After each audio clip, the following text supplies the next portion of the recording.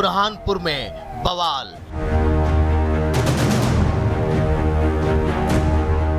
साजिश पर उठे सवाल।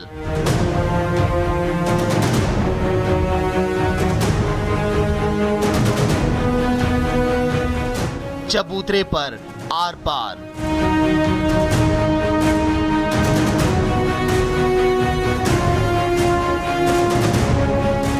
जगह जगह बिखरे पत्थर।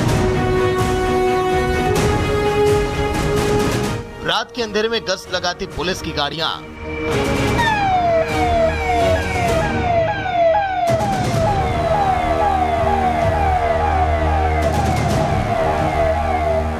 तस्वीरें मध्य प्रदेश के बुरहान की हैं, जहां जमीन के महज छोटे से टुकड़े पर बने एक चबूतरे को लेकर विवाद इतना बढ़ गया कि 100 से ज्यादा पुलिस कर्मियों को तैनात करना पड़ा और मौके पर शहर के सभी थाना प्रभारियों को बुला लिया गया। दरअसल मध्य प्रदेश के बुरहानपुर में एक धार्मिक स्थल को लेकर दो समुदाय आमने सामने आ गए। विवाद इतना बढ़ गया कि पथराव शुरू हो गया। 4 लोग घायल भी हुए हैं। घटना की जानकारी के बाद पुलिस प्रशासन में हड़कंप मच गया है। मौके पर पहुंची पुलिस फोर्स को बाहरी थानों से अतिरिक्त पुलिस बल तक बुलाना पड़ा, तब जाकर कहीं मामला शांत हुआ। चबूतरे को लेकर के विवाद हुआ था, तो जिसको लेकर के यहाँ पे नायब तहसीलदार और साथ में पुलिस फोर्स समझाने का प्रयास कर रहे थे। तो समझाने के दौरान ही दोनों पक्ष आपस में भिड़ गए। उसके बाद में कुछ घटनाक्रम आपस में लड़ाई झगड़े का तत्काल पुलिस फोर्स मौके पे पहुंच गया है और यहाँ पे स्थिति अभी नियंत्रण में है। हल्का फुल्का हुआ है, इसमें 1-2 लोग भी हैं, लेकिन अभी स्थिति नियंत्रण में है। गांव में एक हफ्ते से विवाद चल रहा है। एक पक्ष का कहना है कि यह धार्मिक स्थल नवनाथ बाबा की समाधि है, वहीं दूसरे पक्ष का कहना है कि ये दरगाह है। दोनों पक्षों ने जिला प्रशासन को ज्ञापन भी सौंपा है। पंचायत में भी इसी मामले को लेकर तहसीलदार द्वारा समझाइश दी जा चुकी है, लेकिन बीते दिन विवाद बढ़ गया और मौका देखते ही एक पक्ष ने पत्थरबाजी शुरू कर दी। बताया जा रहा है कि इस मौके के लिए पहले से तैयारी की गई थी। चश्मदीदों ने यहाँ तक बताया कि बड़ी हिंसा की साजिश यहाँ पर रची गई थी। अगर समय रहते मौके पर पुलिस बल ना पहुंची होती तो घटना और भी बड़ी हो सकती थी। फिलहाल पूरे गांव में सड़कों पर सन्नाटा पसरा हुआ है। पुलिस लोगों से शांति बनाने की अपील कर रही है। अफसरों के साथ भारी संख्या में पुलिस बल गांव में तैनात है। घायलों को जिला अस्पताल में भर्ती करवाया गया है, लेकिन यहाँ सवाल उठता है कि आखिर छोटी सी बहस में पत्थरबाजी क्यों हुआ? आखिर वो कौन सी सोच है जो धार्मिक कट्टरता की आड़ में पत्थरबाजी करने की छूट देती है? यहाँ सवाल ये भी उठता है कि वो कौन लोग हैं जो बार बार सनातनी प्रतीकों को निशाना बनाने का रास्ता खोजते हैं। Bureau report, republic Bharat. तो देखिए, उत्तर प्रदेश में बीते कई दिनों से हम देख रहे थे योगी आदित्यनाथ के विरोधी लगातार योगी पर जमकर निशाना साध रहे हैं, एनकाउंटर को लेकर घेरने का प्रयास कर रहे हैं। सीधे तौर पर यह आरोप कि योगी सरकार में जाति और धर्म देखकर एनकाउंटर किया जाता है, लेकिन ऐसा नहीं है। आपको बता दें, जब पुलिस एनकाउंटर करती है तो ना जाति देखती है ना धर्म देखती है। एक अपराधी का पूरा अपराध ग्राफ देखा जाता है, उसके आधार पर कोई अगला कदम उठाया जाता है। बीती रात भी कुछ ऐसा ही हुआ। उत्तर प्रदेश के अलग अलग जिलों में, अलग अलग शहरों में एनकाउंटर किया जाता है, अपराधियों को धर दबोचा जाता है और एक बड़ा एग्जाम्पल सेट किया जाता है। पूरी खबर इस रिपोर्ट में देखिए।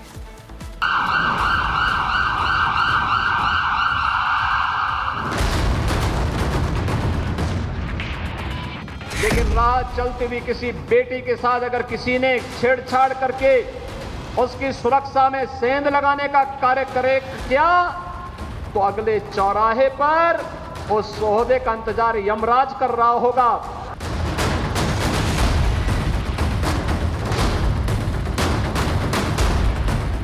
उत्तर प्रदेश में हम माफिया राज और गुंडा राज समाप्त करेंगे।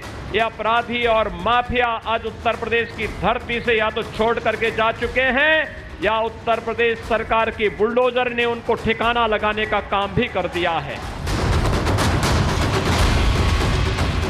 ग्राहकों को खड़ा करके एक तरफ करके अगर गोली मार देता तो, और वो किसी भी जाति के हो सकते थे। ग्राहक वो यादव भी हो सकता था, दलित भी हो सकता था, किसी भी जाति का हो सकता था। सीएम योगी आदित्यनाथ का वचन है शासन, और अपने इसी वचन को पूरा करने के लिए, कानून व्यवस्था को बनाए रखने के लिए सीएम योगी कुछ भी करने को तैयार हैं। लेकिन एक अपराधी और माफिया गले में पट्टी लटका करके जान की भीख मांगता हुआ दिखाई देता है। ये है परिवर्तन। विपक्ष शोरगुल मचा रहा है, एनकाउंटर पर सवाल उठा रहा है, लेकिन सीएम योगी ना दबे हैं ना झुके हैं और यूपी में ऑपरेशन लंगड़ा वैसे ही जारी है जैसे अभी तक चलता आया है। यूपी में एक बार फिर पुलिस की गोलियां धाए-धाए बोली तो खुद को बेताज बादशाह समझने वाले बदमाशों ने सरेंडर करने में देर नहीं लगाई। दो तस्वीरें आपके सामने हैं। अब आपको इन तस्वीरों के बारे में डिटेल से बता देते हैं। तो ये जो आप तस्वीर देख रहे हैं, ये तस्वीर गाजियाबाद की है, जहां पिछले कई दिनों से पुलिस के लिए सिरदर्द बने शातिर लुटेरे को पुलिस ने जब सरेंडर करने को कहा तो वो नहीं माना, जिसके बाद पुलिस ने क्या हश्र किया आपके सामने है।